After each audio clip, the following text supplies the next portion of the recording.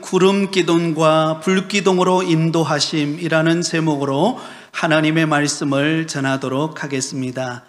여러분들은 하늘을 나는 비행기를 타고 어디까지 가보셨습니까? 혹시 여러분 가운데 달나라 가보신 분 계신가요? 안 계시겠죠? 비행기를 타보면 참 신기한 것을 우리가 느끼게 됩니다. 여러분, 비행기는 우리 눈에 보이는 것처럼 도로가 닦여 있어서 그 위로 가는 것도 아닙니다. 또 기찻길처럼 이렇게 철로가 닦여 있어서 그 위로 지나가는 것도 아닙니다. 아무리 봐도 비행기를 타고 보면은요, 하늘과 구름밖에 없습니다. 그런데 신기하게도 비행기가 날아가서 도착지에 무사히 도착하게 됩니다. 어떻게 그게 가능할까요? 눈에 보이지는 않지만 비행기가 가는 항로라고 하는 것이 있습니다. 여러분, 이것은 GPS를 통해서 만들어져 있는 하늘 항로길입니다. 그래서 GPS를 통해서 지금 어디까지 왔는지, 또 앞으로 도착지까지 얼마나 걸리는지 정확하게 알 수가 있습니다. 사랑하는 여러분, 이와 마찬가지로 우리가 걸어가는 우리의 인생길에도 인생 로드맵이라고 하는 것이 있습니다. 이것은 우리의 육안으로 보이지 않습니다. 오직 하나님만이 아시는 길입니다. 그러므로 우리는 무엇보다도 인생의 길을 걸어가면서 우리의 길을 선하게 인도하시는 하나님의 은혜의 손길을 깨닫는 것이 중요합니다.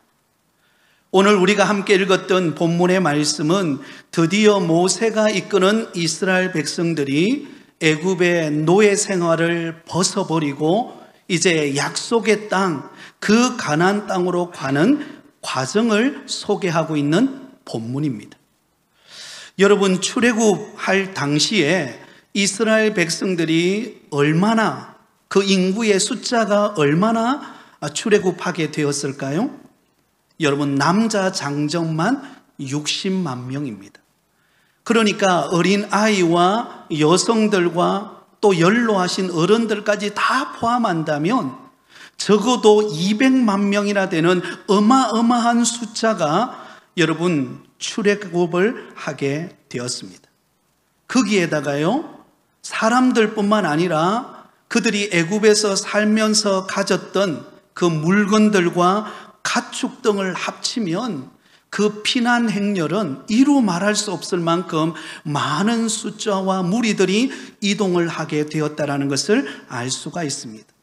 자, 그런데 오늘 본문 17절과 18절 말씀을 읽어보면 그 당시에 지름길이 있었어요. 그 지름길은 어디로 가는 길입니까? 블레셋 땅을 지나서 가나안 땅으로 가는 길이었습니다. 그런데 하나님께서 그 블레셋 땅으로 지나서 가나안 땅으로 인도하지를 않으시고 홍해를 건너 광야의 길을 돌고 돌아서 하나님께서 약속의 땅으로 인도하고 계신다라는 것입니다. 우리 다 함께 17절, 18절을 우리 같이 읽겠습니다. 바로가 백성을 보낸 후에 블레셋 사람의 땅의 길은 가까울지라도 하나님이 그들을 그 길로 인도하지 아니하셨으니 이는 하나님이 말씀하시기를 이 백성이 전쟁을 하게 되면 마음을 돌이켜 애굽으로 돌아갈까 하셨습니다. 그러므로 하나님이 홍해의 광야길로 돌려 백성을 인도하심에 이스라엘 자손이 애굽 땅에서 대열을 지어 나올 때에, 여러분, 그 당시 가나안 땅으로 바로 갈 수 있는 지름길이 있었어요. 그 길은 블레셋 땅을 지나서 지름길로 가나안 땅으로 들어가는 길입니다. 그 길은 4일밖에 걸리지 않는 굉장히 짧은 기간에 도착할 수 있는 길이었습니다. 특별히 이 길은 애굽의 왕들이 북방 정책의 일환으로 빈번히 이용했던 그런 중요 도로이기도 했습니다. 그렇다면 우리가 인간적으로 생각해 볼 때는요, 당연히 어디로 가야 합니까? 지름길인 그 블레셋 땅을 지나서 가나안 땅으로 들어가는 것이 마땅할 것입니다. 하지만 여러분, 하나님은 그 길로 인도하지 않으셨어요. 왜냐하면 그곳에는 위험이 도사리고 있었기 때문입니다. 그 길에 어떤 위험이 도사리고 있었습니까? 그 당시 철기 문화를 배경으로 강력한 세력을 형성하고 있었던 블레셋 족속이 그곳에 딱 버티고 있는 것입니다. 만약에 그 길로 지나가게 되면 여러분, 이것은 불을 본 듯이 당연합니다. 바로 그 블레셋 사람들과 싸움을 해야만 됩니다. 그러면 블레셋 사람 군대와 이스라엘 군대와 싸움을 하게 되면 누가 이기게 될까요? 당연히 블레셋 사람들이 철기 문화로 무장되어 있는 여러분, 이 블레셋 군대가 승리하게 됩니다. 이스라엘 백성들은 430년 동안 애굽에 종살이하며 살았기 때문에 그들은 제대로 군사훈련을 받아본 적이 없습니다. 조직적인 전쟁을 할 만한 상태가 아니었어요. 당연히 여러분, 전쟁의 승리는 블레셋 군대가 승리할 수밖에 없습니다. 엄청난 피해를 입고 그들은 애굽으로 다시 돌아가야만 합니다. 출발하자마자 되돌아와야만 하는 결과가 있는 곳, 위험이 도사리고 있는 곳, 바로 그곳이 지름길이었습니다. 그런데 하나님께서는 이스라엘 백성들을 어디로 인도해 가십니까? 홍해를 건너서 척박한 광야의 길로 돌려 이스라엘 백성들을 인도해 갑니다. 자, 여러분들에게 그 당시 출애굽 여정을 그린 지도를 여러분들에게 보여드리도록 하겠습니다. 여러분들이 지금 보는 저 화면이 보면 빨간색으로 화살 표시가 되어 있는 것을 볼 수가 있을 것입니다. 저게 보면 애굽의 람셋 고센 땅에서 출발을 해서 저 맨 위에 여리고성으로 들어가서 약속의 땅 가나안 땅으로 들어가는 그곳까지 무려 몇 년이 걸리죠? 40년이라고 하는 시간이 걸리게 됩니다. 그 40년 동안의 여정을 화살 표시로 그려놓은 그림입니다. 자, 여러분, 이렇게 먼 길을 돌아서 하나님께서 이스라엘 백성들을 인도하는 이유가 무엇일까요? 그 이유는 광야 40년의 여정을 통하여 바로 이 이스라엘 백성들의 믿음을 연단하게 하기 위함이었습니다. 신명기 8장 2절과 3절에 보면 이렇게 기록되어 있습니다. 같이 읽습니다. 내 하나님 여호와께서 이 40년 동안에 내게 광야 길을 걷게 하신 것을 기억하라. 이는 너를 낮추시며 너를 시험하사 내 마음이 어떠한지 그 명령을 지키는지 지키지 않는지 알려 하심이라. 너를 낮추시며 너를 줄이게 하시며 또 너도 알지 못하며 내 조상들도 알지 못하던 만나를 내게 먹이신 것은 사람이 떡으로만 사는 것이 아니요 여호와의 입에서 나오는 모든 말씀으로 사는 줄을 내가 알게 하려 하심이니라. 아멘.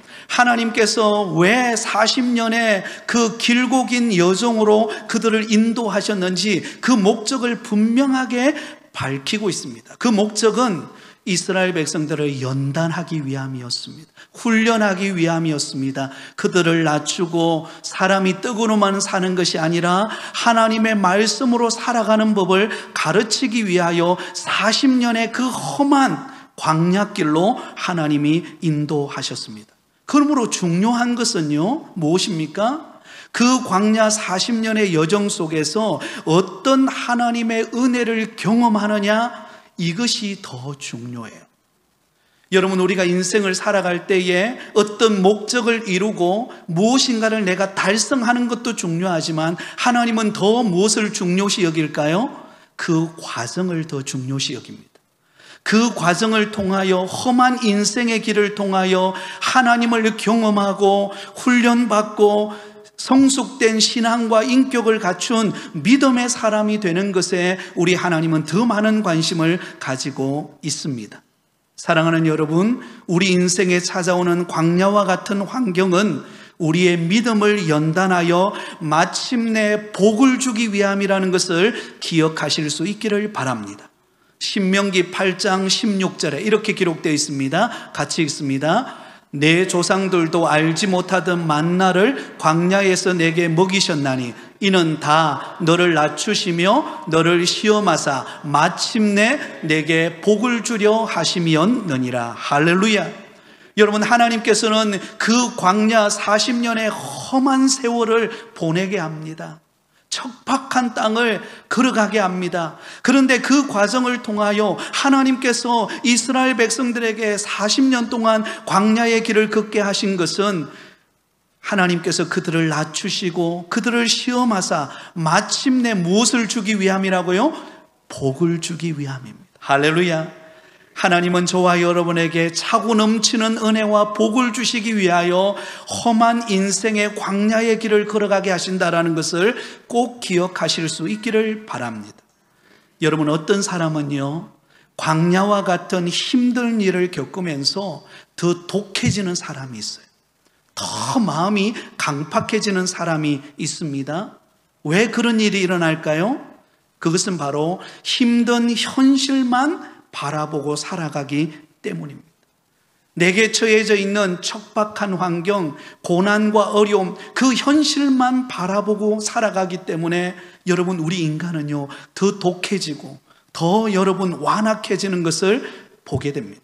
하지만 또 어떤 사람은 광야와 같은 그 힘든 일을 겪으면서 도리어 부드러워지고 은혜로워지는 사람이 있습니다. 지난주 여러분 오후 예배 시간에 말씀 부흥 집회 때 오셨던 이우신 목사님이 그의 여러 가지 인생 여정 속에서 겪었던 그 힘든 육체의 아픔의 이야기를 우리가 함께 들었지 않습니까? 그러면서 그 목사님 가운데 역사하신 하나님의 어루만지심, 우리가 그 이야기를 듣고 함께 울며 하나님 앞에 기도했던 것을 우리는 기억합니다. 여러분, 힘든 환경 속에서 하나님을 바라보고 하나님의 인도함을 따라갈 때 우리는 은혜를 경험하며 하나님이 주시는 복을 누리는 광야의 삶이 되어질 줄 믿습니다. 오늘 이 자리에 나오신 사랑하는 우리 부곡교회 성도님들 여러분, 광야의 여정 속에서 하나님의 인도하심을 따라 은혜를 맛보며 더욱더 부드러워지고 은혜로스러운 성도가 되기를 예수님의 이름으로 축원드립니다. 자, 이어서 오늘 본문 20절에서 23절을 보면 그 출애굽한 이스라엘 백성들이 에담이라고 하는 장소에 도착하여 장막을 치게 됩니다. 자, 그때 무슨 일이 일어나는가? 하나님께서 그들 앞에 놀라운 일을 행하시게 되는데요, 낮에는 구름 기둥으로 밤에는 불 기둥으로 그들을 인도해 가시는 것을 경험하게 됩니다. 우리 다 함께 21절 22절을 같이 읽겠습니다. 여호와께서 그들 앞에서 가시며 낮에는 구름 기둥으로 그들의 길을 인도하시고 밤에는 불 기둥으로 그들에게 비추사 낮이나 밤이나 진행하게 하시니 낮에는 구름 기둥, 밤에는 불 기둥이 백성 앞에서 떠나지 아니하니라. 여러분 보세요. 하나님께서 에담이라고 하는 곳에 딱 도착했을 때 하나님이 어떤 일을 행하셨는가? 낮에는 구름 기둥으로 그들을 인도하시고 밤에는 불 기둥으로 그들을 인도하셨어요. 자, 아까 보았던 그림을 다시 한번 보여드리겠습니다. 자, 저기 보시면은요, 맨 앞에 라함셋 고센 땅에서 출발을 합니다. 출발을 하여서 하룻길 지나고 난 다음에 도착한 곳이 어딘가 하면 숫곳이라고 하는 곳에 도착해요. 그 숫곳에서 조금 더 가다 보면 뭐가 나오죠? 그 다음에요, 에담이라고 하는 곳이 나올 겁니다. 바로 에담. 저곳에 딱 도착했을 때 하나님께서 이제 어떤 일을 행하시는가? 광야 40년의 그 험한 여정 속에 하나님이 그때부터 낮에는 구름 기둥으로 밤에는 불 기둥으로 40년의 여정을 그들의 걸음을 인도해 가는 놀라운 일이 일어납니다. 이 에담이라고 하는 장소가 어떤 곳인가 하면 애굽의 동쪽 끝 경계 지점에 해당하는 곳입니다. 다시 말하면 이제 애굽 땅을 빠져나와서 본격적인 광야의 길을 걸어가게 되는 출발점, 바로 그곳이 어딘가? 에담이에요. 그곳으로부터 하나님께서 이스라엘 백성들을 광야 40년의 여정의 길을 인도하시면서 낮에는 구름 기둥으로 밤에는 불 기둥으로 그들을 인도해 가시는 것을 경험하게 됩니다. 자, 그렇다면 중요한 것은 구름 기둥과 불 기둥이 무엇을 상징하고 있을까요? 여기 등장하는 이 구름 기둥과 불 기둥은 바로 하나님께서 이스라엘 백성들과 함께 하신다라는 임재의 상징인 것입니다.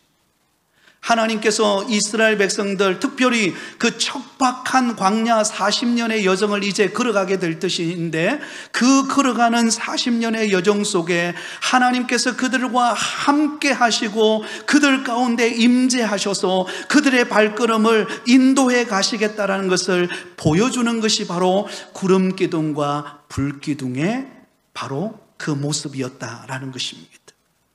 사랑하는 여러분, 광야 길이라는 것이 어떤 것입니까? 광야의 길은요, 척박하고 막막한 길입니다. 끝없이 펼쳐지는 황량한 사막과 같은 곳입니다. 그러므로 여러분, 그 사막과 같은 그곳은 방향 잡기도 어렵고, 또한 도로가 잘 닦여 있어서 쉽게 갈 수 있는 길도 아닙니다. 아주 평평한 것 같지만 바닥에는 온갖 자갈들과 또 바위돌과 같은 것들이 있고 먼지가 펄펄 날리고 하는 그런 척박한 땅을 걸어가야만 합니다. 또한 광야라고 하는 이곳의 기후는 어떻습니까? 낮에는 강렬하게 내리쬐는 무더위로 쨍쨍 내리쬐는 햇볕이 비치는 곳입니다. 또한 밤에는 반대로 추위가 몰아쳐서 그 추위를 견디기 어려운 환경이 광야입니다. 그러니까 일교차가 굉장히 심한 곳이 광야입니다. 어디 제대로 몸을 피할 곳도 없는 그런 곳이 광야입니다. 그런데 그 힘든 광야의 40년의 여정을 하나님께서 이스라엘 백성들을 어떻게 인도해 가세요? 낮에는 무엇으로요? 구름 기둥으로. 여러분, 구름 기둥이라는 것은 낮에 쨍쨍 내리쬐는 그 햇볕을 구름 기둥이 가리워 주는 거예요. 그러므로 그 구름 기둥이 가리워서 그늘이 되어서 그 척박한 광야의 길을 무사히 걸어가게 하신 것입니다. 그리고 밤에는요, 그 추위가 몰아치는 그 밤에는 하나님께서 무엇으로 인도하셨어요? 불기둥으로 그 추위를 막아주셔서 포근하고 따뜻하게 그들을 마치 어머니가 자식을 품에 안은 것처럼, 어미닭이 그 병아리를 품에 안는 것처럼 안아서 이스라엘 백성들을 척박한 광야의 길을 걸어가게 하셨습니다. 그래서 성경은요, 그들의 옷이 헤어지지 아니하도록 광야 40년의 여정을 걸어가게 하셨다라고 말씀하고 있습니다. 하나님의 굉장히 섬세한 배려가 그 속에 담겨 있다는 것을 알 수가 있습니다. 사랑하는 성도 여러분, 저와 여러분이 살아가는 우리의 인생의 길은 광야와 같은 인생의 길입니다. 우리 앞을 우리는 한치도 알 수 없습니다. 막막할 때가 얼마나 많습니까?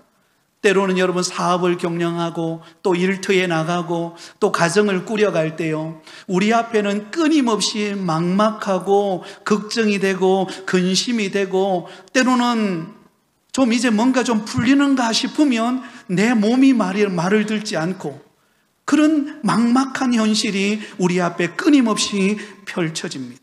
지난 3년 동안 코로나라고 하는 환경이 우리 앞에 밀려오지 않았습니까?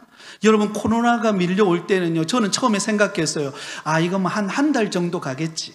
한 달 후면 뭐 큰 문제 없겠지. 이게 웬걸요? 한 달이 지나고 두 달이 지나고 1년이 지나도 점점 심해지고, 여러분, 금정구청 앞에 많은 사람들이 줄을 서서 그 보건소 확인을 하고 그러면서 지냈던 시절 아니었습니까?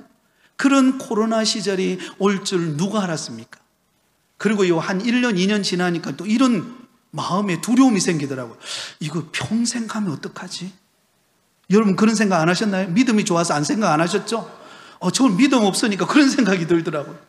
그런데요, 3년이 딱 지나니까 무슨 일이 벌어집니까?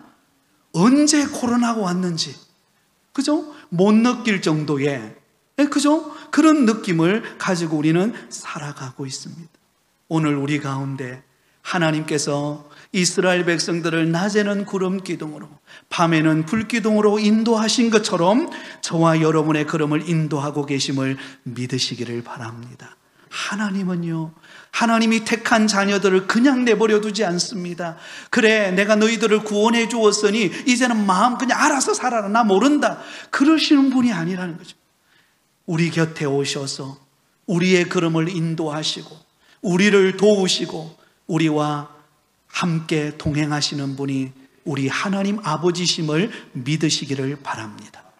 자, 그렇다면 하나님께서는 구약시대, 특별히 이 당시 이스라엘 백성들이 광야의 길을 걸어가는 그때에는 하나님이 구름 기둥과 불 기둥으로 인도하셨어요.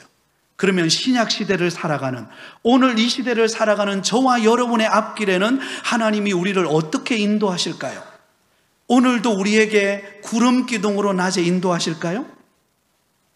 여러분, 하늘에 떠 있는 구름을 보면서 오늘은 구름이 떠 있으니까 하나님이 나를 인도하고 계시고, 구름이 사라지면 하나님이 나를 인도 안 한 것처럼 보이고, 그렇습니까?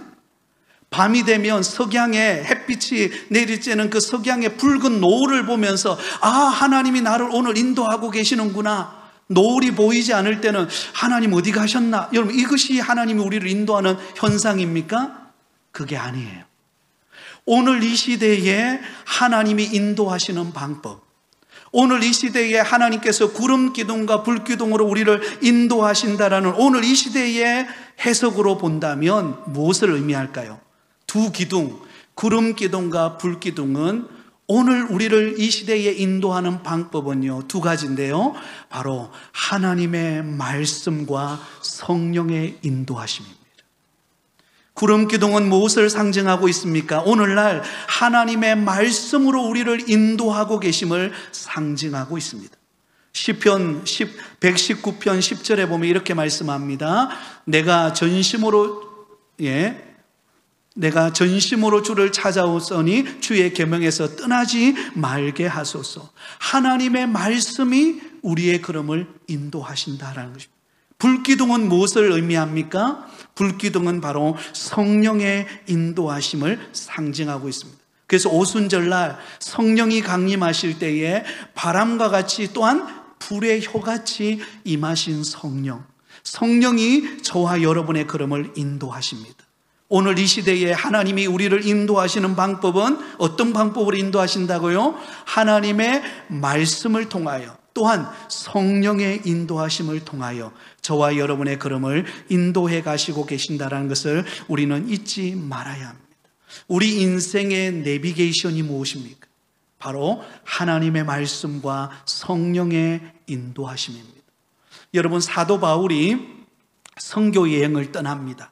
그리고는 제2차 선교 여행이 시작되었을 때 사도 바울은 본래 소아시아 지역을 돌면서 그곳에서 복음을 더 전해야 되겠다라는 생각을 가지고 있었습니다. 그런데 드로아에서 밤을 보내게 되었는데 그곳에 여러분 밤의 환상 가운데 마게도냐 한 사람이 나타나가지고는 사도 바울에게 손짓하면서 이렇게 말하는 것입니다. 마게도냐로 건너와서 우리를 도우라. 누가 행하신 일입니까? 성령님께서 사도 바울의 제2차 선교 여행의 계획을 바꾸시고 그를 유럽의 첫 성인 마게도냐로 하나님이 그를 이끌어가고 계신다는 것을 그가 깨닫게 되었습니다. 사도 바울의 원래 계획은 소아시아 지역을 도는 것이었습니다. 그런데 성령께서는 그를 드로아에서 환상을 통하여 그를 유럽 쪽으로 인도해서 마게도냐와 그 지역에 복음을 전하고 여러분 유럽을 복음하고자 하는 것이 하나님의 계획이었습니다. 그래서 사도 바울은 그 성령의 음성에 순종하여서 여러분 그 걸음을 내어딛습니다.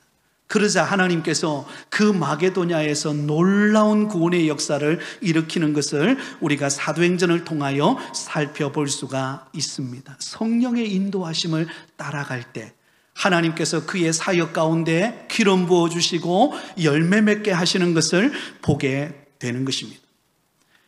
지난 주간에 금요일이었던 것 같아요. 지난 금요일에 저와 함께 예전에 해운대 제일교회 부교육자로 같이 사역할 때에 함께 섬기던 그런 목사님이 계시는데 그분과 통화를 하게 됐습니다. 그분이 저보다 좀 약간 나이가 적기 때문에 저를 항상 형님이라고 그렇게 부르는 목사님이십니다. 그래서 저 밀락동에 거기에 담임으로 가셔서 목회를 하고 있는데요. 처음에 그 교회에 가서 교회가 여러 가지 어려움들이 많아서 참 목회하는데 쉽지가 않았습니다. 그런데 금요일 날 통화를 하는데 그 목사님이 굉장히 밝은 목소리로 제게 이야기하는 거예요. 형님, 응답 받았어요. 그러는 거예요. 응답 받았다니까 저도 기분이 좋잖아요. 그죠? 여러분 별로 안 좋으신가 봐요? 네, 응답 받았다니까 되게 기분이 좋더라고요. 그래, 뭘 응답을 받았느냐라고 제가 물었어요. 그랬더니 하는 말이 그 교회에 2억 조금 넘는 그런 교회 빚이 있었다고 해요. 그동안 갚아오기는 왔는데 또 여러 가지 교회 그 지역적으로 볼 때에 그렇게 경제적으로 넉넉한 분이 계시지 않다 보니까 갚아오기는 하지만 그러나 여전히 수건으로 남아있는 그 2억 원 약간 넘는 그런 빚이 있었다고 그래요. 그런데 작년에 1년 전에 그 교회에 등록하신 성도님이 계셨는데 그 성도님이 등록하자마자부터 그 교회에 열심히 신앙생활을 하더래요. 그리고 새벽기도도 열심히 나오면서 그러면서 이 성도님이 이제 성도님들과 교제를 시작하고 또 그 교회의 믿음 생활을 하다 보니까 이제 이 성도님 저 성도님을 알게 되잖아요. 그리고 점점 교회의 어떤 형편을 알게 되면서 성도님들이 기도 제목을 나눌 때마다 항상 이 교회의 그 재정에 대한 이야기를 하더라는 거죠. 그래서 그때는 뭐 들었을 때도 그냥 그래 나는 기도만 해주면 되지 그러고는 기도만 했대요. 근데 새벽에 나와서 말씀을 자꾸 듣는데 성령께서 이 성도님 마음속에 네가 그걸 좀 갚으면 안 되겠니? 이런 마음을 주시더래요.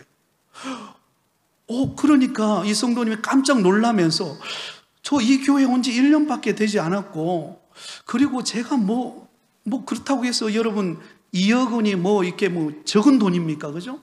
적은 돈도 아니에요. 엄청난 돈인데 그걸 내가 어떻게 갚습니까? 제가 그런 재정도 없고. 그런데 성령께서 계속 그 마음에 새벽기도 와서 예배드리고 말씀을 들을 때마다 그 감동을 자꾸 주시는 거예요. 그래서 마음에 어떻게 할까 고민을 하다가 마음에 작정을 했대. 하나님, 제게 그러면 2억 원의 재정을 주신다면 하나님 앞에 제가 그것을 드리겠습니다. 근데 여러분 생각지도 않았대요. 자기가 오래 묵어두었던 땅이 있었는데 그거 팔리지도 않았더래요. 그거 그냥 이제는 신경을 끄고 있었어요. 그런데 어느 날 얼마 지나지 않아서 그 땅이 팔리는 기회가 온 거예요. 생각지도 않았어요. 그런데 그 땅이 딱 팔리면서 그 땅에서 그 땅을 팔고 난 다음에 마음에 작정했던 2억 원을 은행에 가서 찾아가지고 주일날 그것을 하나님 앞에 목적헌금으로 딱 드린 거예요. 그러니까 여러분 누가 제일 먼저 놀랐을까요? 재정 담당하는 장로님과 안수 집사님이 눈이 더 커져 버렸어요. 왜냐하면 그 2억 원은요 그 교회 1년 예산이기 때문에 이게 어디서 생긴가 깜짝 놀란 거예요. 그리고 목사님에게 그 이야기가 전달이 됐어요. 그래서 어떻게 되었는가 사정을 알아보니까 이런 사정이 된 거예요. 이런 상황 속에서 이루어진 그런 헌금이었어요. 그래서 너무너무 기뻤대요. 이 목사님 그렇지 않아도 여러 가지 목회하면서 마음의 갈등도 많고 어려움도 있었는데 그렇게 드리는 것을 보면서 목사님이 제일 먼저 힘을 얻었고 또한 교회 성도들이 힘을 얻는데요. 어떤 힘을 얻었는가? 과거에는 안 된다고만 생각했대요.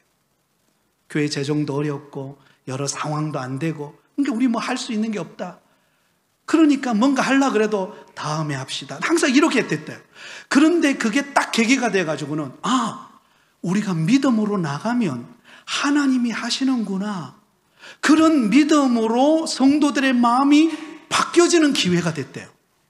그리고 그 성도님은 드리면서 그 교회에 더 은혜롭게 정착하고 믿음 생활 잘하는 성도가 되었다는 이야기를 지난 금요일 날 따끈따끈한 뉴스를 제게 전해주는 거예요. 제가 얼마나 기뻤는지, 우리 교회에 일어난 일도 아닌데 제가 너무 기쁜 거예요. 그래서 그렇게 격려했습니다. 목사님과 그 교회에 하나님이 큰 은혜를 주시고 계시는 것 같은데 저도 기대가 된다, 기도하겠다고 그런 고백을 나눈 적이 있습니다. 여러분, 그 성도님이 아깝지 않겠습니까? 당연히 아깝죠. 그러나 성령의 인도하심을 따라 하나님 앞에 헌신할 때 하나님은 그 교회의 분위기를 바꾸고, 하나님은 그 교회에 믿음의 은혜를 주시고 하나님이 역사하시는 것을 보게 하신 것입니다. 저는 그러면서 그 교회에 대한 미래가 보이는 거예요. 하나님이 그 교회에 일하시기 시작하셨구나, 하나님이 그 교회에 부흥을 주시겠구나, 그게 믿어지는 거예요.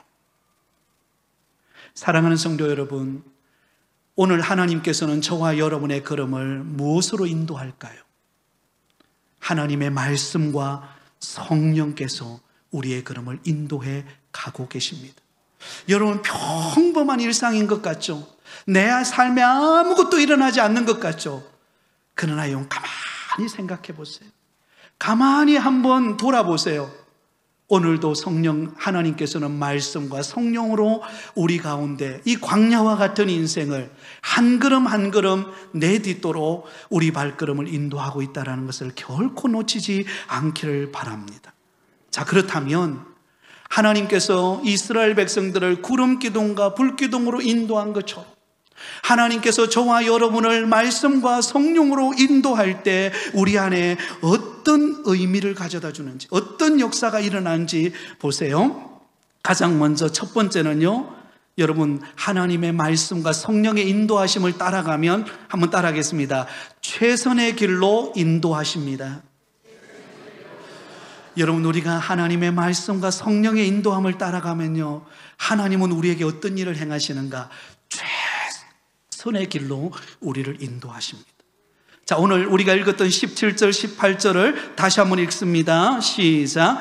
바로가 백성을 보낸 후에 블레셋 사람의 땅의 길은 가까울지라도 하나님이 그들을 그 길로 인도하지 아니하셨으니 이는 하나님이 말씀하시기를 이 백성이 전쟁을 하게 되면 마음을 돌이켜 애굽으로 돌아갈까 하였음이라. 그러므로 하나님이 홍해의 광야길로 돌려 백성을 인도하심에 이스라엘 자손이 애굽 땅에서 대열을 지어 나올 때에. 아멘. 여러분, 이스라엘 백성들이 약속의 땅 가나안 길로 가는 길은 두 길이 있었어요. 하나는 지름길이었고 하나는 돌아가는 길이에요. 우리가 생각할 때는 지름길로 가면 4일밖에 걸리지 않아요. 근데 왜 하나님은 40년이라고 하는 그 험한 인생의 과정을 돌리셔서 그들을 인도하셨을까요? 17절 하반절에 보면 그렇게 한 이유가 나오죠. 이 백성이 전쟁을 하게 되면 마음을 돌이켜 애굽으로 돌아갈까 하셨습니다. 여러분, 이스라엘 백성들을 지름길로 인도할 수도 있어요. 그러나 그 지름길로 가는 순간 전쟁을 하게 되고 많은 사람이 목숨을 잃을 뿐만 아니라 더 이상 전진하지 못하고 어떻게 해야 된다고요? 되돌아오는, 애굽으로 다시 돌아가는 결과를 가져오기 때문에 하나님은 그 길을 선택하지 않으셨어요. 하나님이 이스라엘 백성들을 향한 최선의 선택의 길은 어디입니까? 40년의 광야의 길을 가는 길이에요. 우리가 인간적으로 볼 때는 그 너무한 것 아닌가 싶죠? 왜? 우리나라 문화는 빨리빨리 문화예요. 뭔가 빨리빨리 이루어져야 돼요. 건강도 기도했다면 그날 응답받아야 돼요. 그죠? 부자도 하나님 주시옵소서 오늘 당장 뭔가 응답돼야 돼요. 빨리 형통을 길이 열려야 돼. 이게 우리 생각이에요. 우리 방법이에요. 근데 하나님은 그렇게 하지 않으시죠? 하나님은 어때요? 오랜 기다림의 과정을 거치면서 갑니다. 왜 그렇게 하실까요? 하나님은요, 빠른 속도보다 우리가 연단되어지고 성숙되어지는 과정을 더 귀하게 여기기 때문입니다. 한번 따라해 볼까요? 빠른 속도보다 연단하고 성숙시켜 주님이 축복하는 사람이 되기 위함입니다. 그래서 과정이 중요한 거예요. 여러분 보세요. 지금 우리가 앞으로 살펴보겠지만 이 40년의 광야의 여정은 척박한 여정입니다. 그런데 놀라운 사실은 그 뚜껑을 딱 열어보면은요, 매일매일 무엇을 경험하는 시간일까요? 하나님의 능력을 경험하는 시간이에요. 하나님이 낮에는 구름 기둥으로 밤에는 불 기둥으로 인도하죠. 하나님이 그들에게 먹을 것이 없을 때 하늘에서 만나를 먹여서 매일같이 먹이죠. 하나님이 반석에 물을 열어서 그들을 마시게 하죠. 아말렉 족속이 괴롭힐 때 하나님께서 그들에게 승리를 거두게 하죠. 여러분, 이 광야의 길은 그냥 광야의 길이 아니에요. 하나님의 은혜와 능력을 체험하는 과정이에요. 사랑하는 성도 여러분, 우리의 인생의 과정은 하나님의 은혜를 체험하는 과정인 줄 믿습니다. 그러기에 매일매일이 기대가 되는 거예요. 한번 따라하겠습니다. 나의 미래가 기대가 됩니다. 우리 성도님에게 말해주세요. 성도님의 미래가 기대됩니다. 아멘. 왜 그럴까요? 하나님은 우리의 길을 최선의 길로 인도하기 때문에. 그래서 여러분, 광야의 길이라고 안 된다고 주저앉아 낙심하지 마세요. 왜? 하나님은 또 다른 은혜를 준비하고 계시기 때문에. 하나님은 최선의 길로 인도하고 계시기 때문에 안 된다고 망하는 길 아닙니다. 안 되는 것 같은데 되게 하시는 분이 우리 하나님이세요. 그 하나님을 체험하는 곳이 광야입니다. 그러기에 우리 마음에 늘, 여러분, 아이스크림 먹을 때만 설레임만 먹는 게 아니라 우리의 신앙 자체가 설레임이에요. 그런 기대감을 가지고 살아가시기 바랍니다. 두 번째는요, 그 광야의 길은 약속의 길로 인도하는 길이기 때문입니다. 한번 따라합니다. 약속의 길로 인도하는 것입니다. 자, 우리 19절을 같이 읽습니다. 19절 시작. 모세가 요셉의 유고를 가졌으니 이는 요셉이 이스라엘 자손으로 단단히 맹세하게 하여 이르기를 하나님이 반드시 너희를 찾아오시리니 너희는 내 유고를 여기서 가지고 나가라 하였음이더라. 아멘. 자, 여러분, 광야의 길을 가는 이스라엘 백성들에게 모세가 행한 일이 하나가 딱 기록되어 있습니다. 그게 뭔가 하면 바로 요셉의 유고를 가지고 간다라는 거예요. 유고를 가지고 가요. 그러면 요셉의 유고는 어떤 의미가 있는가? 창세기 50장 24절 25절에 이렇게 기록되어 있습니다. 같이 읽습니다. 시작. 요셉이 그의 형제들에게 이르되 나는 죽을 것이나 하나님이 당신들을 돌보시고 당신들을 이 땅에서 인도하여 내사 아브람과 이삭과 야곱에게 맹세하신 땅에 이르게 하시리라 하고, 요셉이 또 이스라엘 자손에게 맹세시켜 이르기를 하나님이 반드시 당신들을 돌보시리니 당신들은 여기서 내 해골을 메고 올라가겠다 하라 하였더라. 할렐루야. 여러분, 요셉은 죽기 전에 어떤 믿음이 있었어요? 나는 비록 이곳에 죽지만, 나는 이곳에 한 줌의 해골이 되었지만, 그러나 장차 하나님은 이스라엘 백성들을 돌보사 어디로 가게 하신다고요? 약속의 땅, 하나님이 약속해 놓은 가나안 땅으로 반드시 인도하시겠다는 것입니다. 반드시 약속하신 것을 이루시는 그 하나님이 그 일을 이루실 때 무엇을 가져가라고요? 나의 유골도 가져가라. 나의 유골도 가져가서 그곳에 여러분 막벨라굴에 넣으라는 것입니다. 요셉은 애굽에서 국무총리로 살았습니다. 그러면 그의 무덤이 얼마나 화려했겠습니까? 그가 생각해 보세요. 요셉이 얼마나 화려한 장례식을 치루었겠습니까? 그러나 요셉은 거기에 소망을 두지 않았어요. 요셉의 관심은 하나님이 약속해 놓은 가나안 땅이에요. 그 가나안 땅을 바라보면서 비록 나는 유골이 되지만, 그러나 장차 반드시 하나님께서 이스라엘 백성들을 이끌어서 약속의 땅, 그 가나안 땅으로 들어가기로 약속하신 대로 이루어질 것을 믿고 내 유골을 가져가라는 거예요. 그래서 지금 모세는 그 유골을 가지고 약속의 땅으로 출발하는 것입니다. 사랑하는 여러분, 우리가 말씀과 성령의 인도함을 받으면 그 길은 약속이 응답되는 길이에요.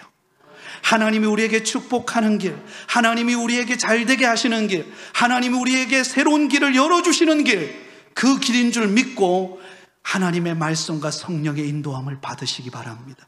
지금 내게 없다고, 안 된다고 주저앉지 마세요. 하나님의 약속의 말씀을 딱 붙잡고 믿음의 길을 걸어가시기를 예수님의 이름으로 축원드립니다. 마지막 세 번째 아주 중요한 말씀만 하고 마치겠습니다. 여러분, 이 약속의 땅 가나안 땅으로 가는 길은 하나님이 함께 하심으로 인도함을 받는 길이에요. 한번 따라하겠습니다. 하나님이 함께 하시는 길입니다. 여러분, 하나님이 함께하는 길이에요. 우리 20절에서 22절까지 같이 읽습니다. 시작. 그들이 숫곳을 떠나서 광야 끝 에담의 장막을 치니 여호와께서 그들 앞에서 가시며 낮에는 구름 기둥으로 그들의 길을 인도하시고 밤에는 불 기둥을 그들에게 비추사 낮이나 밤이나 진행하게 하시니 낮에는 구름 기둥 밤에는 불 기둥이 백성 앞에서 떠나지 아니하리라. 할렐루야.